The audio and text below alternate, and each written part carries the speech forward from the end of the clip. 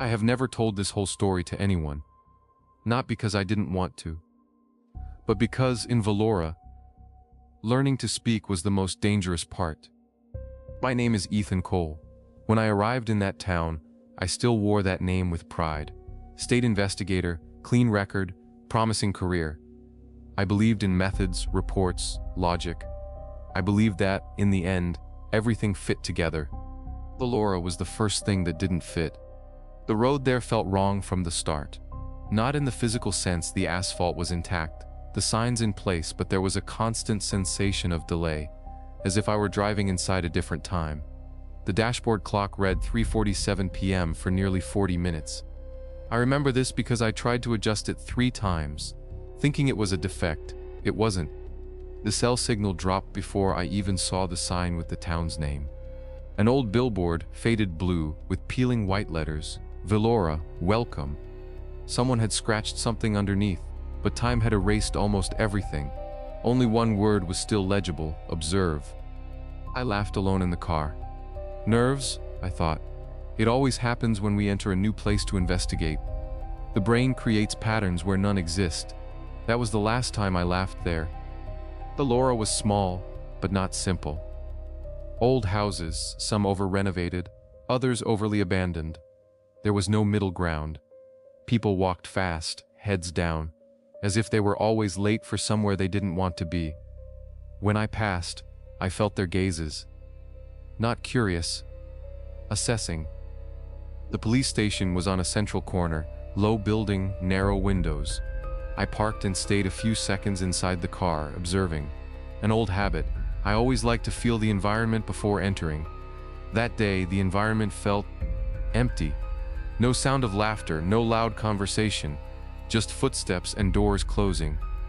Chief Frank Morrison received me with a trained smile, the kind of smile you learn after years of hiding things. Investigator Cole, he said, shaking my hand with excessive force. Velora appreciates the state's support. Appreciates. Didn't ask for it. That difference stayed marked in my head. He took me to his office. Files too organized, desk too clean, no personal photos, no family, no dog, nothing. People without a past have always made me uncomfortable. The boy's disappearance has drawn a lot of attention, Morrison said, opening the file. But we believe it to be something simple. Teenager. Impulsive. Lucas Hale, 17 years old. School photo. Deep eyes. Restrained smile. He wasn't the type of kid who just vanishes. Last seen? I asked. Leaving school. Witnesses say he headed toward the forest. Alone? Morrison hesitated. A second. Small, but enough. People here don't really like to talk. It was the first time I heard that. It wouldn't be the last. I spent the rest of the afternoon walking through the town, talking to shopkeepers, teachers, neighbors. Always the same thing. Short, evasive, overly polite answers. No one seemed to lie directly. They just didn't finish sentences. Was Lucas a good kid? Did he have problems? Everyone does. Anyone strange around here? Strange how? It was like interrogating shadows. The Hale family's house was on a secluded street. The mother opened the door with swollen but dry eyes, the kind of crying that has passed the tear phase. The father was sitting on the sofa, staring at the turned-off television. I just want to help, I said. They nodded but asked no questions, asked for no promises. That bothered me more than screaming. In Lucas's room, I felt something immediately out of place. It wasn't messy. It wasn't organized. It was suspended. As if he had stopped in the middle of something important and never came back. It was behind the wardrobe that I found the notebook. Black cover, no name, no brand. The pages were full of notes that followed no order. Crossed out dates, hand-drawn maps, repeated symbols, and always that word, curator. The more I read, the more I felt I shouldn't be there. Not out of invasion of privacy, but because those notes didn't seem to belong to a 17-year-old boy. They seemed like observations, as if Lucas were recording something bigger than himself. On the last page, the map of Velora. too precise to be a joke. A point marked outside the town, in the transition to the forest. No name, no official road. The sentence written below still echoes in my head. If I disappear, do not look for me, look for them. That night, at the hotel, I couldn't sleep properly. Every noise seemed too close. I dreamed of long corridors, cold lights, people sitting in chairs staring forward. None of them had faces. I woke up with my heart racing and a certainty that didn't come from logic. I was not alone in Velora.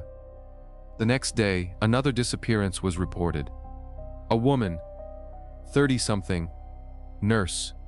No apparent connection to Lucas, and that was when I understood that this wasn't an isolated case, it was a pattern. And patterns are the beginning of something much worse. I spent the next morning reviewing everything I had noted about the disappearances. Lucas Hale. Now the nurse, Megan Brooks. Different ages, different routines, different neighborhoods. Nothing in common at first glance. But Velora had this problem. Everything seemed disconnected, until you looked from a distance. I left the hotel early. The owner avoided my gaze when he handed me the key. Didn't ask if I had slept well. Asked nothing. Just said, almost like a conditioned reflex, "It's quiet here, always has been."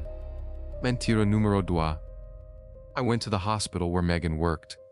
The building was old, renovated just enough to seem functional.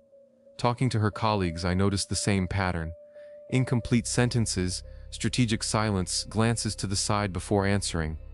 Did she mention anything strange in the last few days? I asked a nursing technician. Strange? How? Fear, worry, someone following her. The woman pressed her lips together, thought for a few seconds, and replied. Megan said she had the feeling of being watched, but everyone here feels that at some point. Everyone. That word echoed too loudly. In Megan's locker, I found something that made my stomach turn. A folded paper, hidden inside a book. It was a simple, almost childish drawing of an isolated building, surrounded by trees. In the corner, the same word I had already seen in Lucas's notebook. Curator. That stopped being a coincidence. I went back to the station and asked for access to old files. Disappearances from the last 20 years. Morrison tried to dissuade me. This will consume time and resources, he said, and maybe bring up unnecessary memories. Or answers, I replied. He sighed, like someone who knows they've lost an argument before it even started. The files were incomplete. Pages torn out, dates skipped, but even so, a pattern began to emerge. People who disappeared and were never found. Some returned, different, too quiet, too distant. All had something in common. After returning, they never spoke about what happened again. Late in the afternoon, a squad car pulled up behind me as I was leaving the station. 2 men got out. They weren't local police. Plain clothes, rigid posture, cold eyes. Ethan Cole, one of them, said, "We need to talk." They showed no badge. Didn't say where they came from. Just escorted me to a dark car parked across the street. "What is this about?" I asked. "About what you are digging up." The phrase was said without explicit threat. It wasn't needed.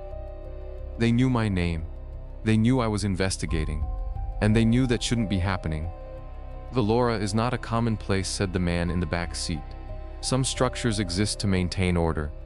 Questioning that can cause damage." "People have disappeared," I replied. "That isn't order."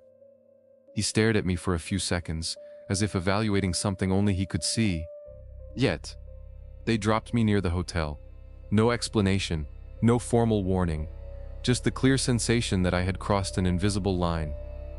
That night, I decided to go to the point marked on Lucas's map. I drove along the secondary road until the asphalt ended.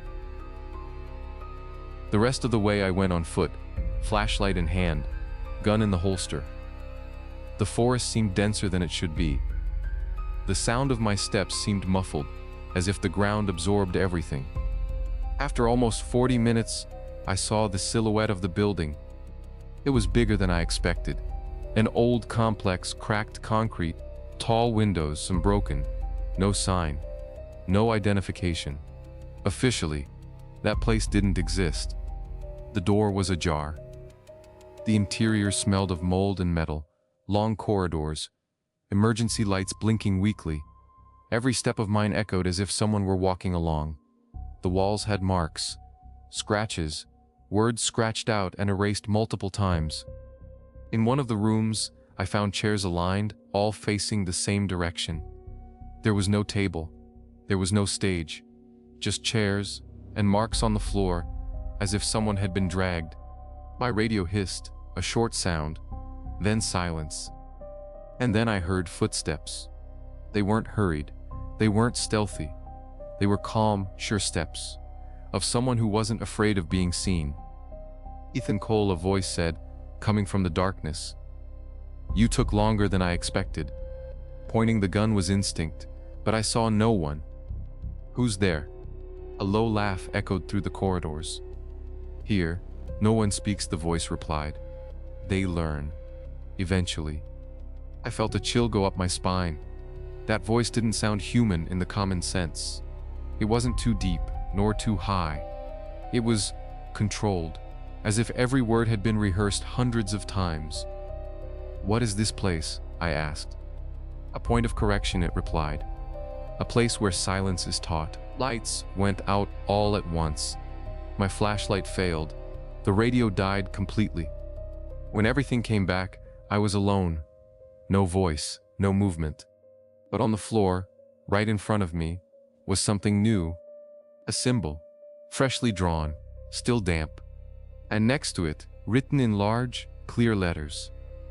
"Now you are part of it." I ran out of that building. I didn't look back. That night, I understood a truth that changed everything. Velora wasn't hiding a secret. It was guarding something. And I had just become a threat. I didn't sleep that night. Not really. I dozed in short blocks, always waking up with the feeling that someone was standing beside the bed, watching my breathing. In Velora, silence wasn't the absence of sound, it was surveillance. I spent the early morning mentally reviewing everything I had seen in the building. The aligned chairs, the marks on the floor, the voice that knew my name.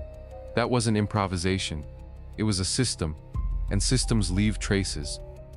Early in the morning, I noticed something wrong with my car. The hood was slightly raised, as if someone had tampered with it during the night. The engine still started, but there was a folded note, carefully placed on the passenger seat. There were no signs of a break-in. The message was short. "You entered where you were not called."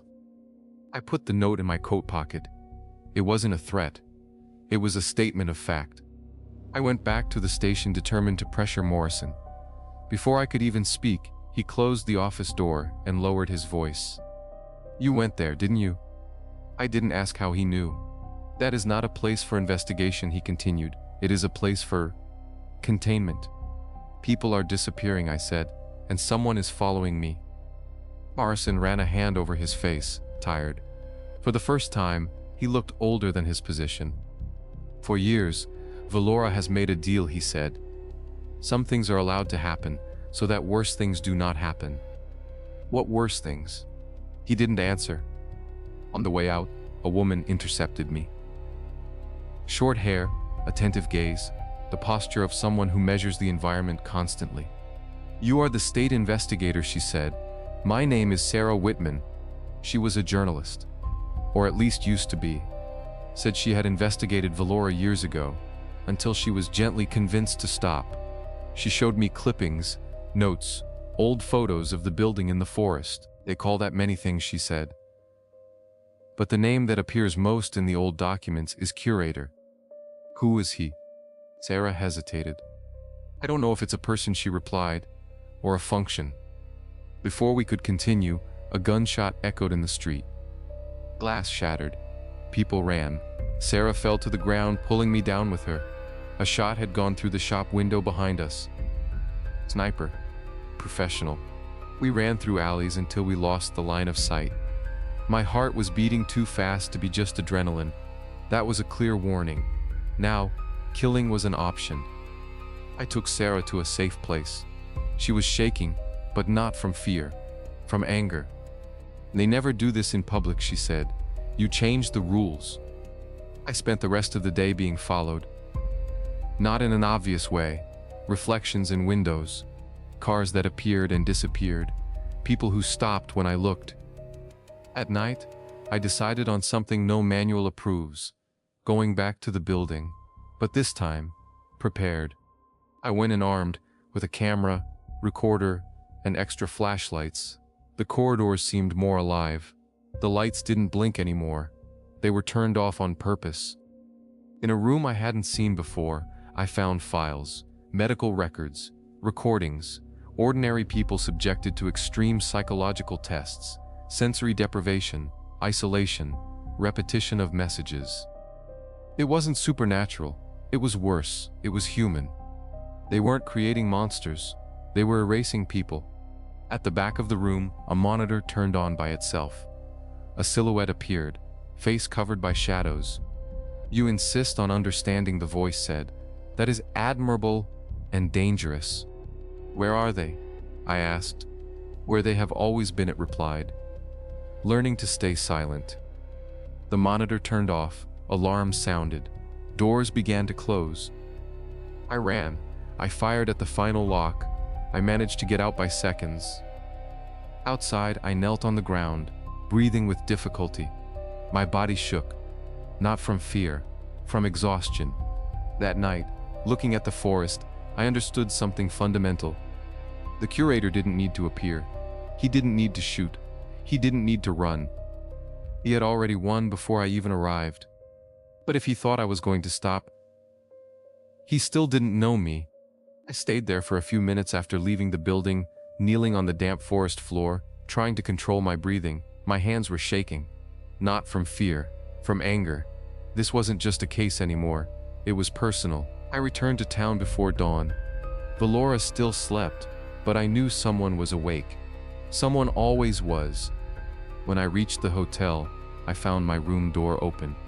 Nothing had been taken. My things were too organized. My notes were on the table, open to exactly the wrong page. That was more disturbing than any direct threat. On the bathroom mirror, written in steam that hadn't completely evaporated yet, was a short phrase. "Control is care." That was where something inside me broke. It wasn't a dramatic moment. There was no screaming or punching the wall. It was silent. A cold understanding that I wasn't dealing with common criminals. I was dealing with people who believed they were doing good. And people like that don't back down. I decided to stop being defensive. I spent the day gathering everything I had, photos, recordings, documents. I sent encrypted copies to servers out of state. If something happened to me, that story wouldn't die with me. Or at least that was what I hoped. In the afternoon, I received a call from an unknown number. "They know," Sarah's voice said, tense. I was followed. "I can't stay in town anymore." "Me neither," I replied. "But I haven't finished yet." Silence on the other end. "Then be careful," she said, "because when they realize they can't silence you, they eliminate." The attack came that night. I was driving when a black car appeared out of nowhere and cut me off on the secondary road. Another came from behind. High beams. No visible license plates. I braked hard, pulled my gun, and got out of the car before they could do the same. The shots came first. I exchanged fire in the dark, using the car as cover. One of them advanced too fast. Amateur mistake. I hit his shoulder. He fell screaming, but no one went to help him. They didn't leave traces, nor people. I managed to escape through the woods. I ran until my lungs burned. I fell, rolled, got up again. I only stopped when the town was distant enough to become just a cluster of dim lights. I spent the early hours hidden, dirty, wounded, exhausted. For the first time since arriving in Velora, I seriously thought about leaving. But then I remembered Lucas, Megan, the empty chairs in that building. And I got up. I returned to town at dawn. I didn't go to the station. I went straight to the old power station, an abandoned building that appeared repeatedly in the old documents. If Velora had a rotten heart, it beat there. Inside, I found something that changed everything. People. Not chained prisoners. Not victims in panic. People sitting calm, looking forward. Some I recognized. Others I didn't. They didn't react to my presence. "You need to get out of here," I said. No answer. One of them finally turned her face to me. Empty eyes. Neutral voice. "To speak is disorder," she said. "Silence protects us." It was then that I heard footsteps behind me. A man entered the room. Dark suit, common face. Very common. "You understand now," he said. "I am merely the local curator." Local. That word fell like a weight on my chest. "This doesn't end here," he continued. It never ended. "Velora is just a point. A small experiment." He approached, too confident. "And you," he said, looking straight into my eyes, "should not have survived this long." I shot. I didn't think. I didn't hesitate. The body fell. Silence took over the place again. But I knew. That wasn't victory. I left before reinforcements arrived. I didn't look back. That night, far from Velora, I understood the truth no one dared to speak. The curator died. The system didn't. And somewhere, someone much above that man already knew my name. Already knew my face. And was decided to finish what Velora started. That was how episode 1 ended. And that was how the war began.